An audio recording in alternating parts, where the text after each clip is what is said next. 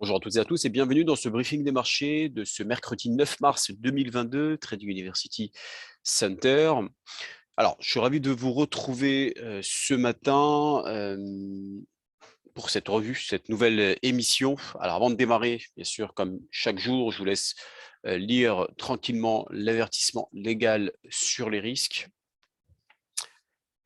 Alors, ce matin, on a effectivement peut-être un rebond technique sur les indices, sur l'ensemble du marché indiciel. En tout cas, les investisseurs qui retournent doucement à l'achat, alors que hier et avant-hier, c'était un peu la grosse débandade, que ce soit en Europe ou aux États-Unis, plombée notamment par la hausse des valeurs énergétiques et notamment du pétrole, puisque les perspectives finalement d'une interdiction des importations de pétrole russe ont fait exploser les prix du brut. Et en parallèle, bien sûr, ça alimente, comme vous le savez, les craintes d'une hausse de l'inflation.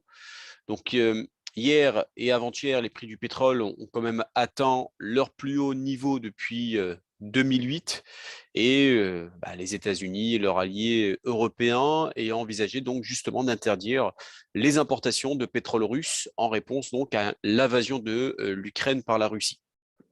Donc là maintenant, catalyseur de la semaine, comme je vous le disais, d'un point de vue macro, c'est que les investisseurs vont guetter de près le rapport notamment sur les prêts à la consommation aux États-Unis. Et la Fed, selon toute vraisemblance, devra en tout cas relever ses taux dans le courant du mois pour lutter contre une inflation galopante. Là, actuellement, le consensus stable sur une inflation de 7,9%. Pour rappel, la dernière donnée était à 7,5%. Donc, voyons voir si il y aura, oui ou non, un pic de l'inflation ou si, encore une fois, on va largement dépasser les attentes, comme c'était le cas les mois précédents notamment. Donc, ce matin en Europe et notamment sur l'ensemble des indices américains, on est en hausse, peut-être un point bas pour faire un rebond technique. En tout cas, on a un sentiment qu'on a envie d'amorcer un rebond assez important après un repli marqué avant-hier et notamment fin de semaine dernière. Alors, la tendance, bien sûr, reste quand même assez fragile en raison des inquiétudes liées à la guerre en Ukraine et surtout de son impact assez prévisible sur l'économie, que ce soit sur les métaux, pour rappel. Si vous regardez un petit peu le nickel, l'aluminium, le cuivre notamment, que nous allons voir par la suite sur la partie technique, mais aussi sur les matières premières agricoles, comme par exemple le soja, le blé et le maïs. Donc, avant-hier, les actions européennes ont quand même bien terminé dans le rouge. On avait quand même ouvert avec un gros gap baissier, mais loin quand même de leur plus bas de la veille. En tout cas, après que l'Allemagne, notamment très dépendante de Moscou, ses besoins énergétiques ont dit s'opposer justement à un éventuel embargo sur le pétrole, le gaz et le charbon russe. Alors là aussi, forcément, cet embargo qui est mis en place, qui risquerait de faire de nouveau tanguer les indices, et ça pourrait créer encore un peu plus d'incertitude dans un environnement de marché déjà assez nerveux, je trouve. Alors les États-Unis qui effectivement étaient prêts quand même à décider seuls d'une interdiction des importations de pétrole russe, selon en tout cas les différentes sources de proches du dossier. Là pareil, bien sûr, c'est une affaire à suivre, en tout cas sur les futures décisions d'un embargo sur le pétrole russe. Alors côté macro, je voudrais vous montrer un graphique qui parle un petit peu de lui-même, comme vous pouvez le voir, effectivement les différents, avec une prise de recul sur 5 ans. Donc là aussi, ce sont les différents secteurs du S&P 500, le Standard & Poor's américain, l'indice de référence finance mondiale, pardon, que nous verrons bien sûr sur la partie technique tout à l'heure. Mais là, c'est un secteur que, voilà, c'est par secteur que vous voyez, hein, la tech, les financières, la santé, l'énergie, bref, tous ces secteurs-là, on constate, c'est plutôt orienté à la baisse. En revanche, deux secteurs qui se démarquent très largement, c'est la tech et l'énergie. Autant ici, c'est un condensé. Il y a peut-être la santé, j'ai envie de dire, qui reprend un peu de hauteur, mais très largement, on voit la sous-performance de ce qu'on a eu auparavant. C'est bien sûr l'énergie. On avait quand même retrouvé les niveaux Covid, mais la forte accélération très clairement de l'énergie est au contraire la tech qui dévisse. Le Nasdaq, l'indice donc de coloration technologique, et lui rentré dans le bear market, c'est-à-dire qu'il a perdu plus de 20%. Donc pareil, hein, si vous êtes un investisseur actuellement action Certains dossiers ont été plombés effectivement. On a des valeurs de la tech qui perdent quand même entre 30 à 40%. Ça peut être le cas notamment de Netflix, hein, qu'on parlera tout à l'heure sur la partie technique. Ça peut être intéressant de se positionner sur certaines valeurs dans une optique de long terme. Mais au vu du contexte, très clairement, il faut aller là où il y a de la surperformance. Donc, notamment si vous faites du trading à court terme, il n'est pas interdit de vendre les valeurs technologiques. Mais en tout cas, force est de constater que les énergies ont clairement le vent en poupe, payé au vu du contexte, hein, de la situation économique et de la conjoncture à venir. En tout cas, tout porte à croire que ce mouvement devrait se prolonger, en tout cas dans les semaines, voire les mois à venir. Donc là, vraiment, je trouve que c'est un graphique assez pertinent que vous pouvez retrouver bien sûr sur Bloomberg. Hein, c'est un site que vous pouvez avoir à travers un terminal. Donc voilà, je pense encore une fois qu'on assiste à une rotation sectorielle qu'on a vue sur les marchés financiers. Donc en Europe, les financières ont pris du plomb dans l'aile, hein, clairement, on le voit, hein, à cause de la forte exposition à la Russie. Les technos aussi, revanche, je trouve que les énergies sont l'un des rares secteurs à être dans le vert, en tout cas depuis le début de l'année, car dans l'ensemble, le secteur de la tech est dans le rouge depuis 2022, hein, depuis le début de l'année. Donc pareil, hein, tout dépend de votre profil. Si vous êtes un trader ou un investisseur moyen-long terme, mais ce que je vous recommanderais plus, c'est d'aller là où il y a de la performance et si possible, faire de la surperformance surtout qu'on a un marché qui est assez volatile et donc on peut trouver quand même de bons signaux sur certaines catégories.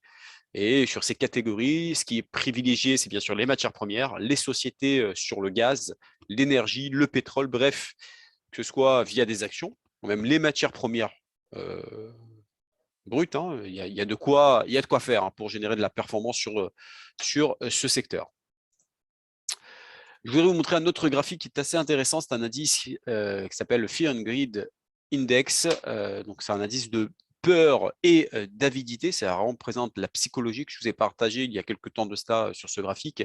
Ça permet un peu de prendre la température sur les marchés, c'est-à-dire que on a forcément le point bas ou le point le plus haut, mais généralement, comme disait Warren Buffett, hein, le fameux investisseur qui disait qu'il faut être cupide quand les gens ont peur et de rester prudent lorsque les investisseurs deviennent avides. Donc là, c'est tout simplement l'indice de peur et d'avidité. Et on constate généralement que les marchés ont tendance à corriger on atteint en fait l'extrême euphorie, hein, et au contraire, on a amorcé un rebond dans la peur extrême. Et là, avant-hier, sur les indices, en tout cas américains, qui mesuraient la peur et l'avidité sur les indices américains, on a atteint un nouveau point bas. Ça fait très longtemps qu'on n'avait pas atteint ce niveau-là, hein, pour monter à mars 2020. Où c'était le crack, hein, lié au Covid. Au moment du crack de 2020, on est allé jusqu'à 5, voire 5,8, je crois 5 de mémoire, hein, si mes souvenirs sont bons. Généralement, on parle rarement on arrive rarement à 100 et rarement à 0.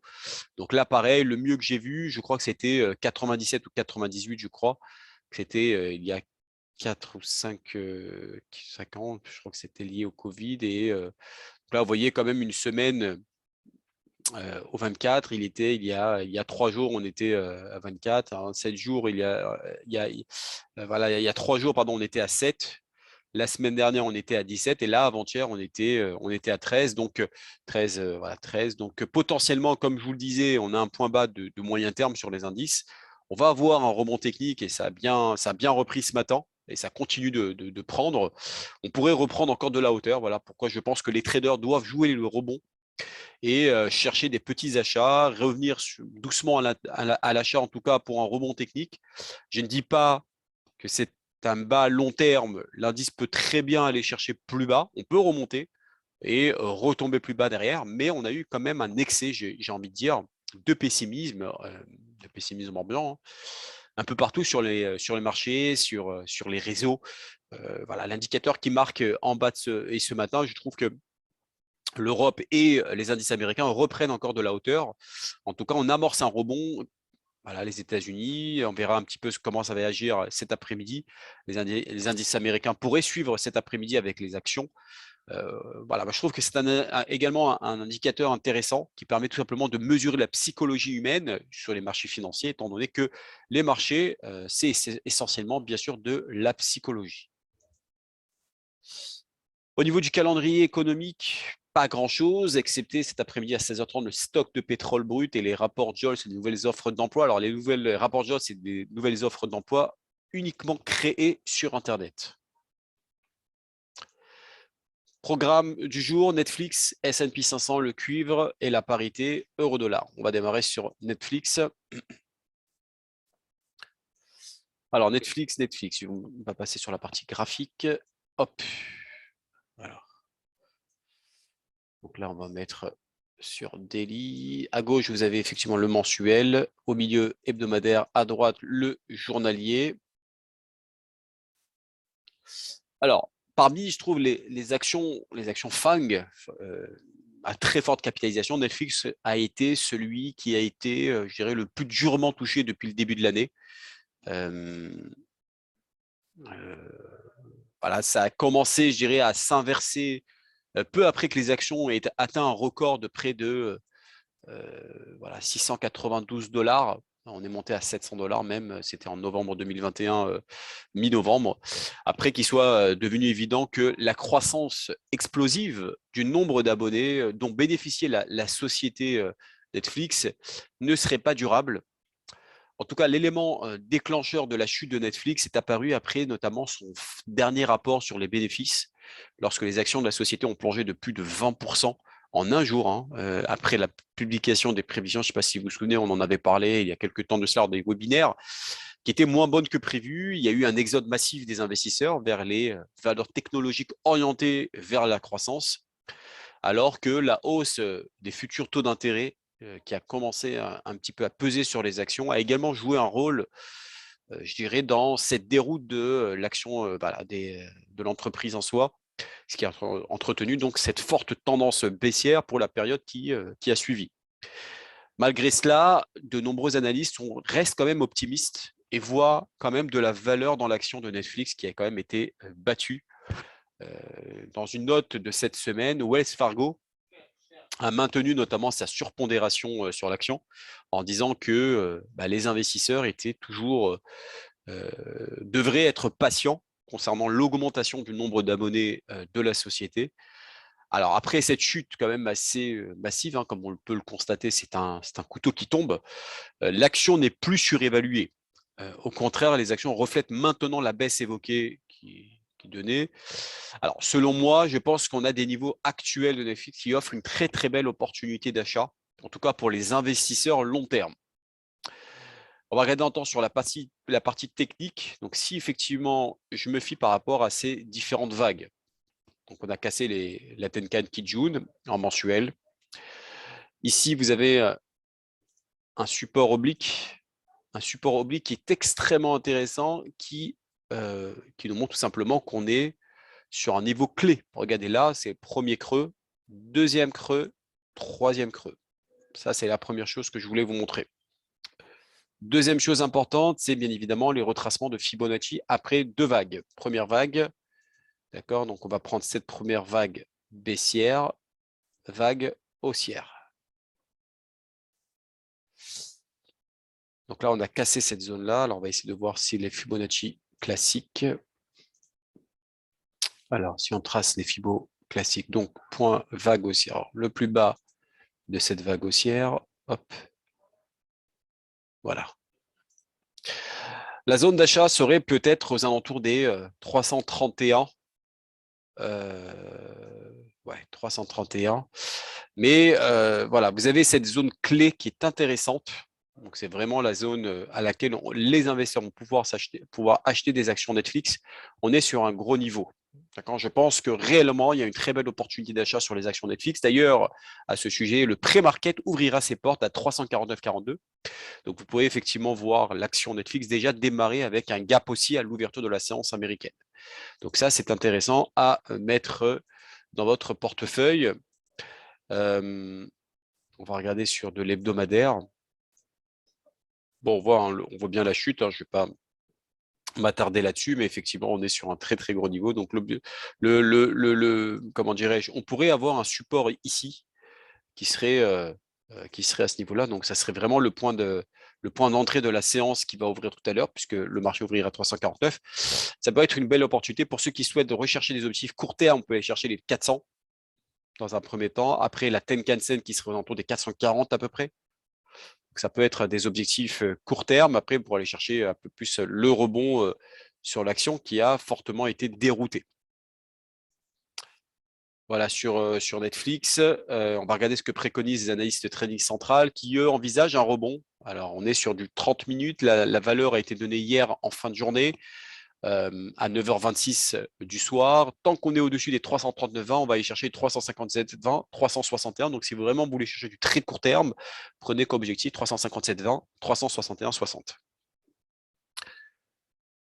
Le S&P 500, l'USA 500 sur votre plateforme, l'indice de référence de la finance mondiale. Alors, comme l'ensemble des indices commence un petit peu à rebondir, hein. On est sur un fort rebond technique. Alors, ce qui est intéressant, là, on est sur un graphique mensuel.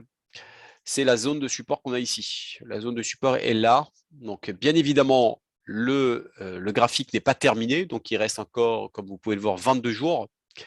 Donc, on va regarder ensemble. Mais il est intéressant de voir un petit peu comment va se comporter cette bougie. Parce que si effectivement le marché repart au-dessus de ce niveau de support majeur, entre les 4270 4300, ça pourrait donner des points d'achat intéressants. Alors, on va voir un petit peu comment va réagir un peu les marchés, bien sûr, lors de l'intervention de la Réserve fédérale américaine. Alors, attendez, je vais essayer de rectifier un peu les Fibonacci qui sont tracés là. Hop. D'accord, donc le point le plus haut, le point le plus bas ici, qui me trace automatiquement les zones clés. Mais là, effectivement, le marché pourrait rebondir aux alentours de ce niveau de support. Donc, si effectivement on repart dessus, alors attention, quand même, on a quand même un fort surachat sur cet indice, puisque regardez la distance que vous avez entre la Tenkan et la Kijun qui est quand même assez importante. Ce qui pourrait effectivement, voilà, cette zone-là est une zone importante, c'est une zone clé qu'il faudrait bien évidemment voir aussi sur de l'hebdomadaire. On va regarder cela ensemble, qui est là d'ailleurs. Donc on va regarder sur de l'hebdomadaire. La bougie n'est pas terminée, celle-ci. Il reste encore 2 jours et 8 heures. Donc là, effectivement, si on repart au-dessus, alors tout nous porte à dire qu'on pourrait avoir un rebond sur l'indice du S&P 500. Alors, la question, c'est de savoir est-ce que le marché aura la force de pouvoir aller chercher ces zones clés. On va regarder ensemble sur du journalier. Alors là, je suis en hebdomadaire. On va regarder ensemble, pardon, le journalier. Donc, le journalier est là. Vous avez un niveau de support. Donc, le marché va tenter de faire ce qu'on appelle un pullback sur cet ancien support qui a été cassé la journée du 7 mars. Donc, si on repasse au-dessus, alors tout nous porte à dire qu'on pourrait avoir un rebond et continuer pour tenter de repartir à la hausse. Alors, on va regarder ce support, c'est des résistances obliques. Donc, le marché pourrait de nouveau repartir au-dessus.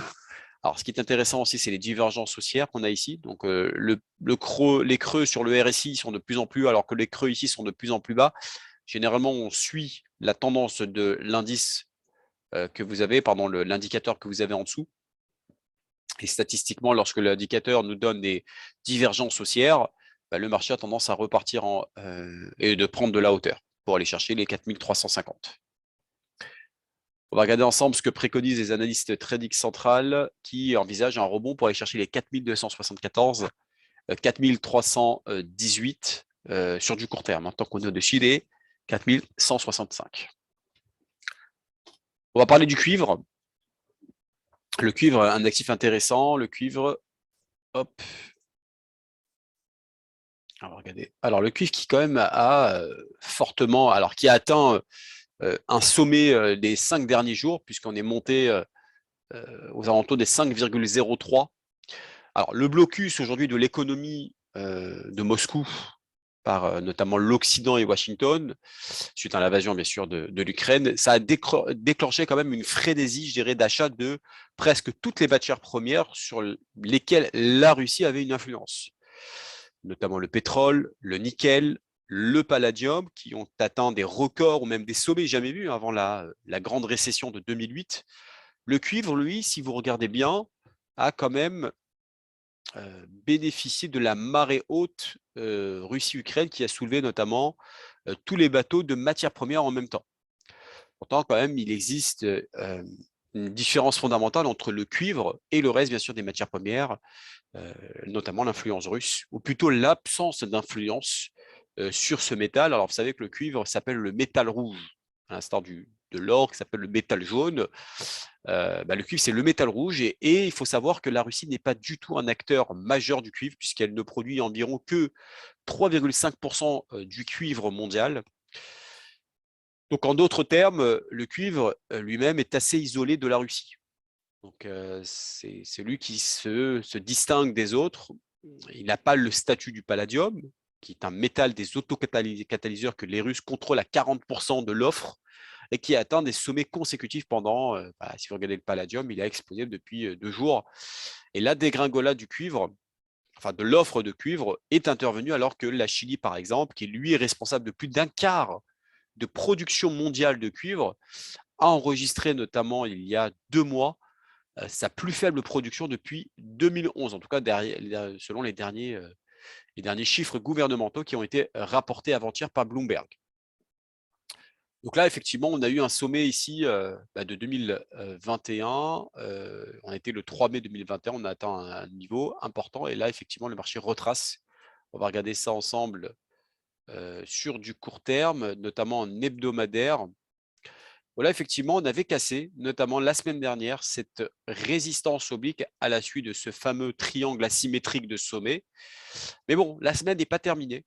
Techniquement parlant, le cuivre a encore un potentiel pour repartir au-dessus des 4,69, mais attention, parce que si on réintègre cette résistance oblique, on pourrait aller chercher ce support-là qui serait aux alentours des 4,40. Là, actuellement, on est à 4,58. On est en train de casser techniquement la Tenkan-sen pour aller chercher la Kijun qui serait aux alentours des 4,52 à peu près. Donc, il reste quand même 2 jours et 8 heures. On va regarder ensemble sur du daily, du journalier. Alors, là, ça, vous pouvez retirer. Hop. Voilà, je vais vous agrandir un petit peu tout cela. Et effectivement, le cuivre est en train de réintégrer de manière quotidienne à l'intérieur de cette résistance oblique qui a été cassée. Donc, si à la fin de la journée, on passe en dessous, on peut avoir une décélération et un repli plus important sur le cuivre pour aller chercher les 4,43, 4,44. On va regarder ensemble ce que préconise l'analyste Trading Central. Hop, qui envisage une chute vers les 4,60, voire les 4,5835. Et dernier actif, l'euro-dollar. Alors l'euro-dollar qui tente un rebond assez intéressant puisque la parité euro-dollar a fortement progressé puisqu'il repart. Alors on va regarder sur du mensuel et c'est ça qui est intéressant en analyse technique. Je ne sais pas si vous vous souvenez, on avait tracé ce fameux triangle symétrique en mensuel, donc vague haussière, vague baissière, vague haussière, vague baissière. Maintenant, tout nous porte à dire qu'on pourrait assister à une vague haussière, notamment sur ce fameux support majeur pour acheter un 1.1034. Donc là, on a un premier creux, deuxième creux, et là, on tente le troisième creux. Donc, sachez que le mois prochain, on pourrait y avoir un rebond très intéressant sur la parité euro-dollar. Ça, c'est du mensuel. En hebdomadaire, on n'a pas encore passé au-dessus de cette fameuse résistance des 1.1080. On passerait au-dessus, et là, tout nous porte à dire qu'on pourrait aller chercher les 1.1150, voire les 1.1290. Alors, ce qui peut bloquer l'euro-dollar à la hausse, c'est effectivement d'abord cette Tenkan-sen. Si on passe au-dessus de cette Tenkan-sen, ici que vous avez en bleu, on pourrait aller chercher les 1.1150 sur du court terme. C'est la prochaine résistance graphique. Mais il faudrait que nous cassions cette fameuse Tenkan-sen. On va regarder ensemble ce que préconise l'analyste Trading Central qui envisage le 10,05, un 10,35. Bon, les deux objectifs ont été atteints. C'est une analyse qui est faite à 10h44 du matin. Objectif un 10,05, un 10,35. Au moment où je vous parle, on est 1.1026. On a atteint l'objectif, il me semble. Donc, le premier objectif a été atteint, le deuxième aussi. Voilà pour ce mercredi 9 mars 2022. J'ai plus qu'à vous souhaiter une excellente journée et je vous dis à demain pour un prochain webinaire.